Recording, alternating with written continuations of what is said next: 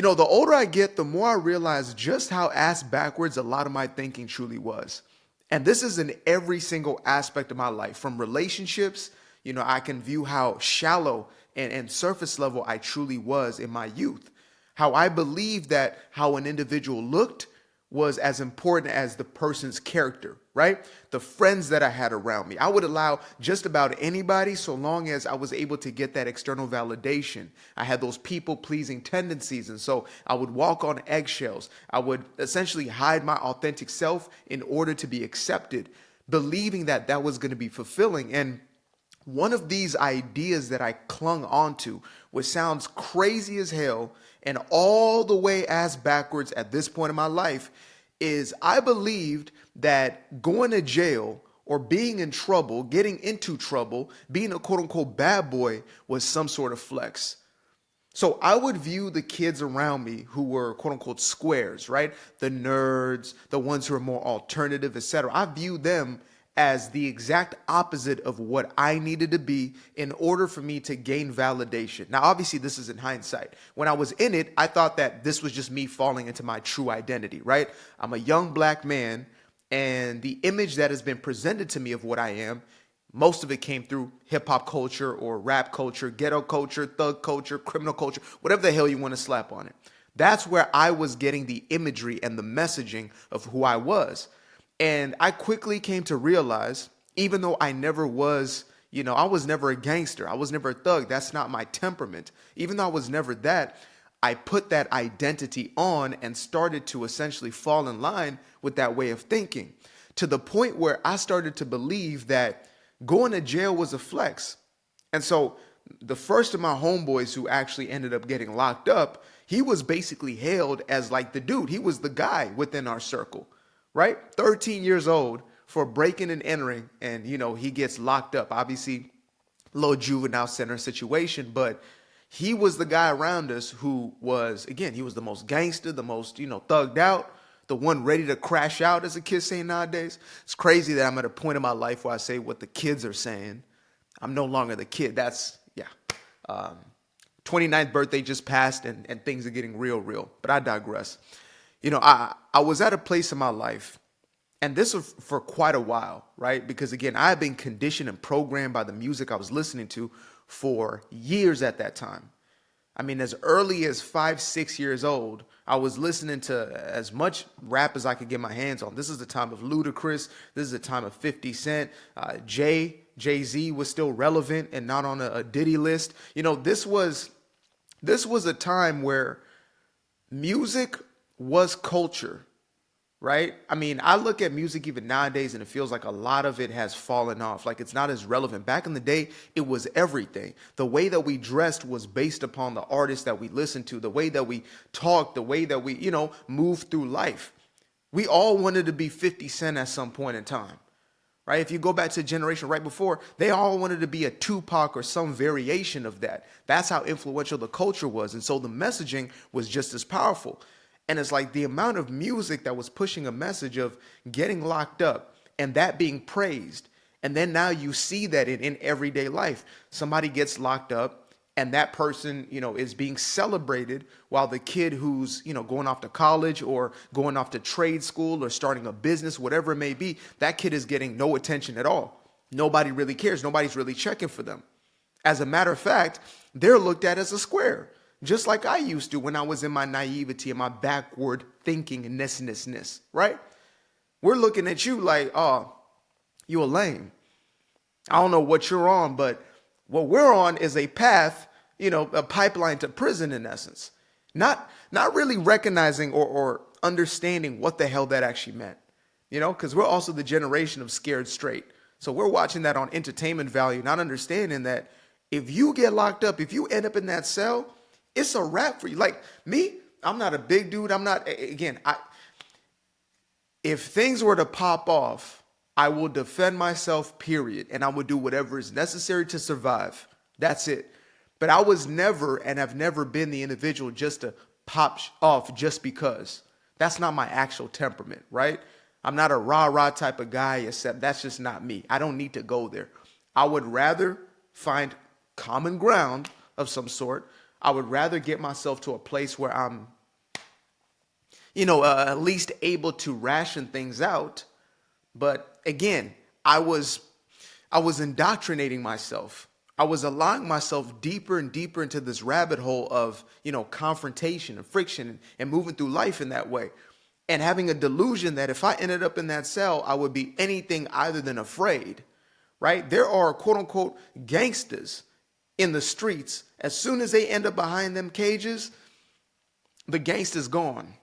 All that thug-ish is gone, right? How many people are surrounded by so many of these gangsters? They get locked up and they snitch. As soon as they touch the cold concrete in that prison cell, they're ready to rap. And the reason is simple, because the reality of it is not what it actually is. Going to jail is not a flex. And I know that's crazy as hell for me to even say, but there are multitudes of folks out there right now, kids especially, youngsters, whatever may be, young men or soon to be men, who are on a path, a pipeline to prison, even young women in this day and age. I think there's no difference. There's so much emasculation within the feminine, and, so many dudes who are acting off of impulse and emotion and, not able to regulate the emotions that, damn near anybody can find their way into that cell. And when you have a culture that not only normalizes it, but celebrates it, because let's be real, when Big Meech comes back from prison, right? Old time dope boy, celebrated dope boy. He's in all the music. He's in the, music videos, this, that, and the third, right? He was out and about. He was on the scene. He was the guy. Gets locked up, does, 15, 20 years, whatever it may be, maybe even more so, comes out. What's the first thing that happens? It's not a rejection of that culture. It's not a rejection of that way of being. The first thing that happens is this man is celebrated. This man is pedestalized. The ones who are on trial right now, the Lil Durks of the world, free Durk, free Durk. The amount of times I have seen free whatever convict connected to it is disgusting. At this point in my life, it is, right? When I was a youngster, I might have been one of those individuals to be like, free that individual, whatever it is. But now with maturity, they say when you are a child, you do as a child does. And when you're an adult, you do as an adult does. You mature. That's supposed to be the process. Maturity is not promised. You have to actually work towards maturity. You have to be willing to, to heal from certain things, to deal with those internal conflicts, to learn how to process and regulate your emotions, right? Those are things you have to consciously do. You have to intentionally do. But as you get older, you're supposed to learn from the lessons of your youth. And unfortunately, I'm seeing grown-ass men, supposedly men, right? Use that term loosely, who will basically be in this perpetual revolving door of in prison, out, in prison, or in trouble, continuously getting themselves in situations. And I'm tired of these excuses, because I don't hold them for myself, so I can't for anybody else. I'm tired of these excuses of, well, they had no choice, right? Let's say you're 14, 13 years old, and your entire environment is leading you down that path. There's going to come a certain point where you are becoming more and more conscious of the decisions that you're making and the outcomes of them. And there are plenty of individuals who have chosen to take a different direction, a different path. So if the excuse is, well, I had no choice, no, you're choosing right now. I had a choice when I was 18, 19 years old. Am I going to continue to live in this way? To be the dope boy, to be this caricature, this minstrel, basically? Am I going to continue to live in this stereotypical way? Am I going to continue to water down my personality? Am I going to continue to dumb myself down, to speak in a certain way in order for me to fit in to the said culture? Or am I okay with being labeled as acting white or whitewashed, or whatever insults are given to individuals who are willing to break free from those constructs, to break free from those trap mentalities?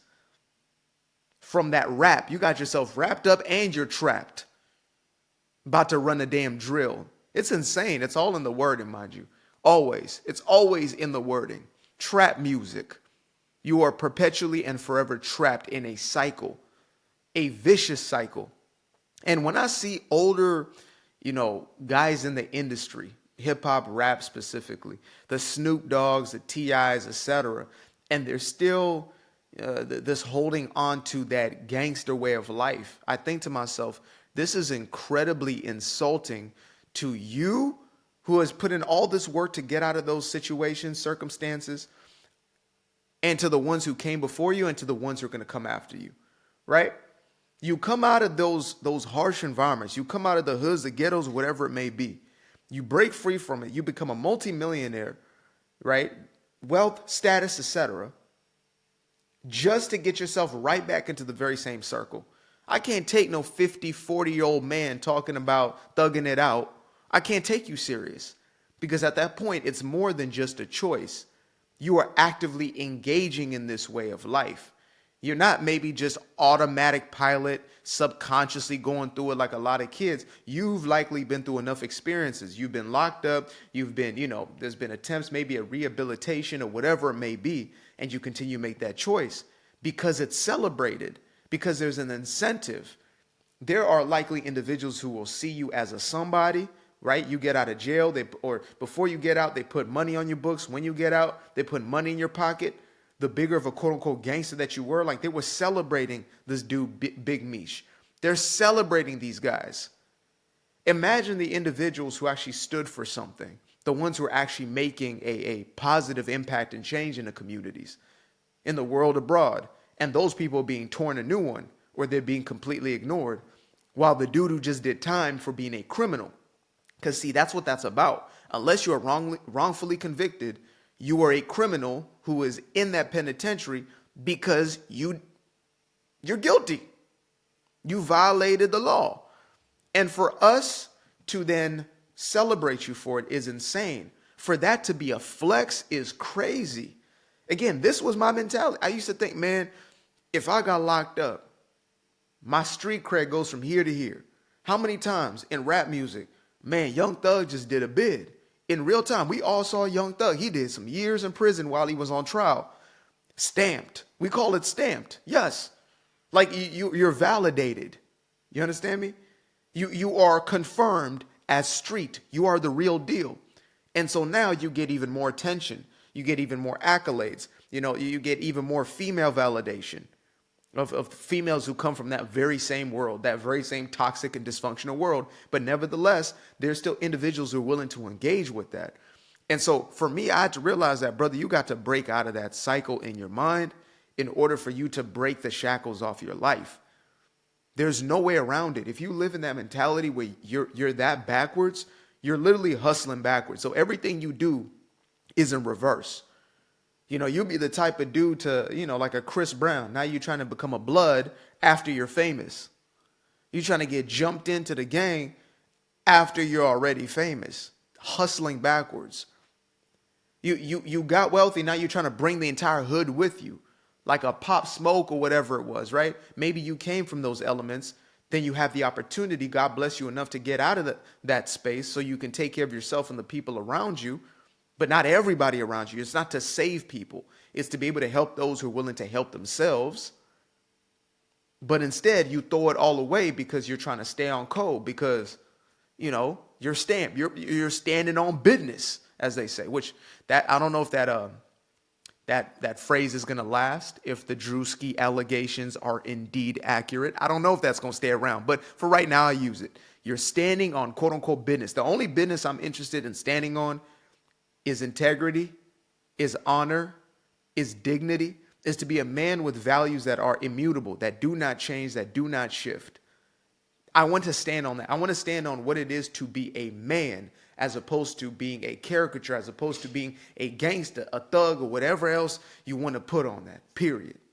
I appreciate you for tapping into this video. And if you would like to show some love to the channel, make sure to click the link below titled Buy Me a Coffee, or you can send a Cash App, or just keep showing up. I fell in love with the sunshine. I fell in love with the light. I fell in love with the full moon. I fell in love with the night. But I can see the light again. I can see the light. You can see the life in him illuminate I know the time is taking. A 365, that's a full rotation. I see you looking up, you know them constellations. Constantly gazing like house of praises, you get to praising. They see your light shine, that's why they so frustrated.